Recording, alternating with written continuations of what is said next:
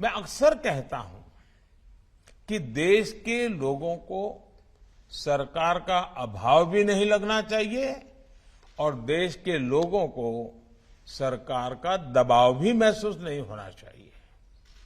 सरकार का दबाव जिन भी बात से बनता है उसमें अनावश्यक कानूनों की भी बहुत बड़ी भूमिका रही है।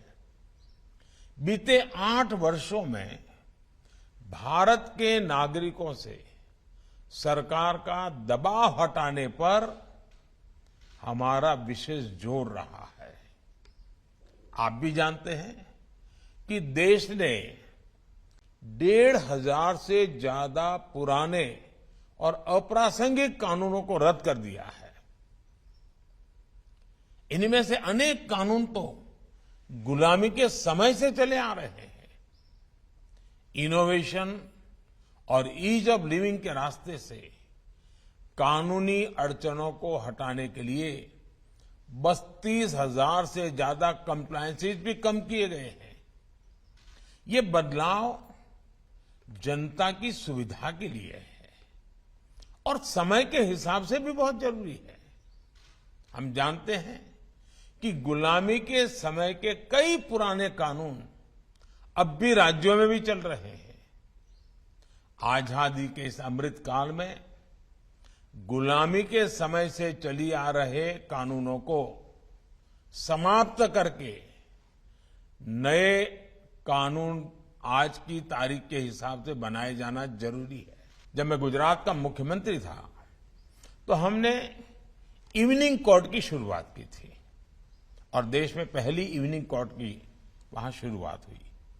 इवनिंग कोर्ट्स में ज्यादातर ऐसे मामले आते थे जो धाराओं के लिहाज से बहुत कम गंभीर होते थे।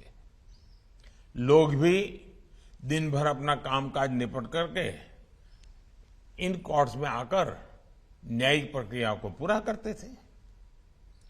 इससे उनका समय भी बचता था और मामले की सुनवाई भी तेजी से होती थी। जब न्याय व्यवस्था समाज के साथ साथ विस्तार लेती है, आधुनिकता को अंगीकार करने की स्वाभाविक प्रवृत्ति उसमें होती ही है, तो समाज में जो बदलाव आते हैं वो न्याय व्यवस्था में भी दिखते हैं। टेक्नोलॉजी किस तरह से आज न्याय व्यवस्था का भी अभिन्न अंग बन गई है, इसे हमने कोरोना काल में भी देखा है।